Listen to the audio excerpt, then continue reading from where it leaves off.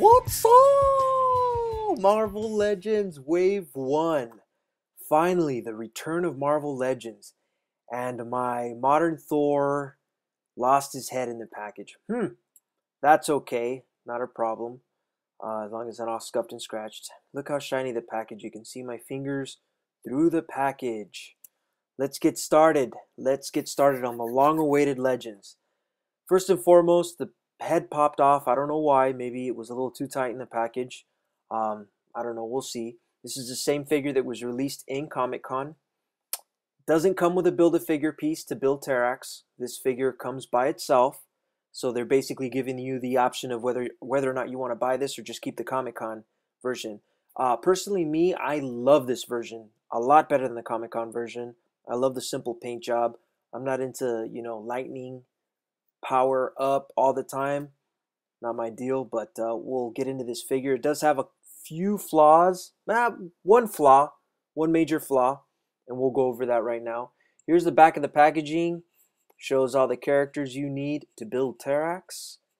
And the rest of the characters, the non-variant characters. And we'll review some of the variant characters as well today. The Mighty Thor. This is the artwork by Ed McGuinness. Collect all 7 figures. And build your Terrax. Once again, does not come with a piece to Terrax. This is just Thor in his power down mode. And we'll go over that right now. Let's get this bad boy open. Here we go, side by side. Next to the San Diego Comic-Con Marvel Legends exclusive Thor in his power up mode. Now these two figures are exactly the same, just different changes are the paint work that's been done. Now, unlike the San Diego Comic-Con version, the modern Thor, the neck and the skin tone on the face match. Now there's always a few flaws here and there, but the cape is a lot better. It kind of reminds me of the Marvel Select Thor, and I love the color of this cape. The cape does have a little bit of a, I don't know if it's maybe the lighting, but it seems like it might have 2 tones in there and kind of give it a little bit of a darker look in between the creases of the cape. But anyways, I prefer the Marvel Legends Wave 1 Thor over the San Diego Comic-Con version. If you're thinking on skipping this figure, I would beg to differ, man. I would really beg to differ. This figure you can still use. He's not always shining and lightning. Most of the time in the comics he's powered down. It's very few times that he actually,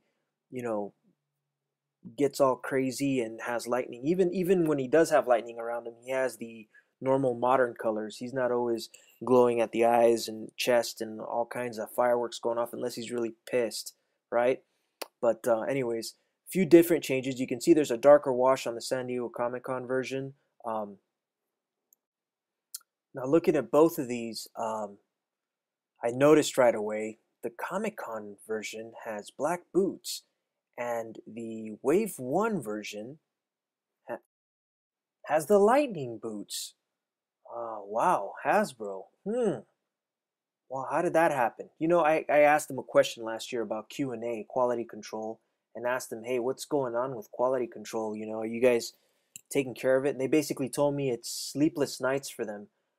I took it as them telling me, like, dude, we have no fucking control once this shit goes to Japan and it goes into the fucking processing and whatever. We have no control of what or how this comes out. So it's kind of sucks. Now the wash on the San Diego Comic-Con does look a little deeper. Hopefully the wash will get better once we see more waves come out. I don't know. Could be a running change. Sometimes they do that. But anyways, let's look at the hammers.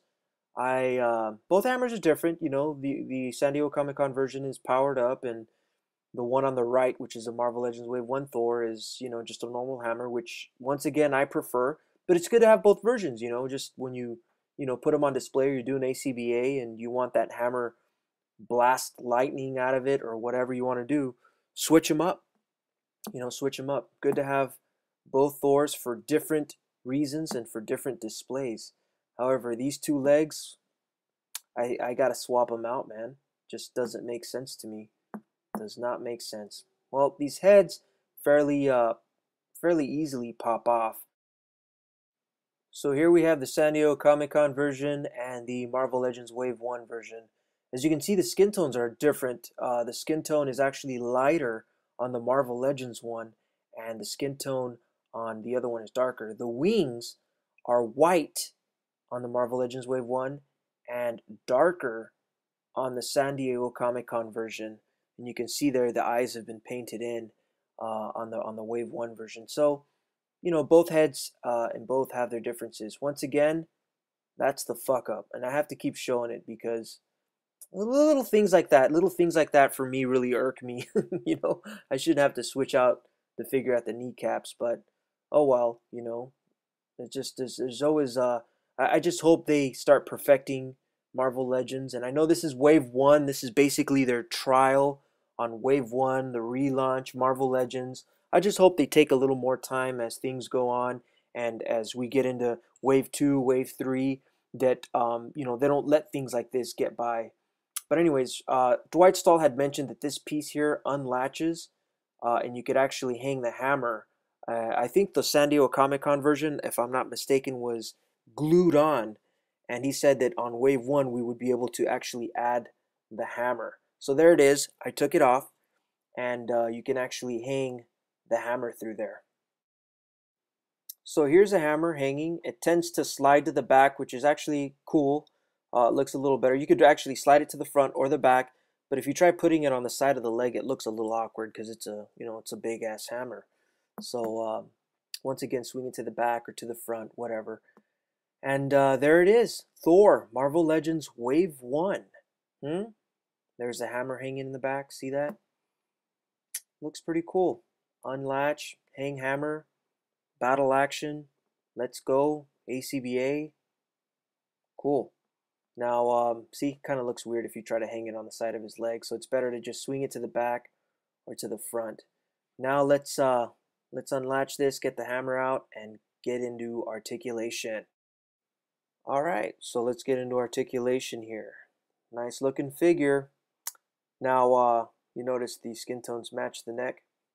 That's something San Diego Comic-Con didn't do. Back and forward, up and down just a bit. We got the bicep swivel up and down. Single hinge swivel joint at the bicep. Rotates the wrist. Ab crunch goes slightly down and slightly up. Enough. Here we've got the ball joint under the hip, right? T joint. Moves around, rotates. And we've got the double jointed elbows. The foot goes up and down, does not have the ankle pivot. Overall, great figure, great paint. I recommend it. Go get it. Don't miss this guy. Don't leave him on the shelf. Take care.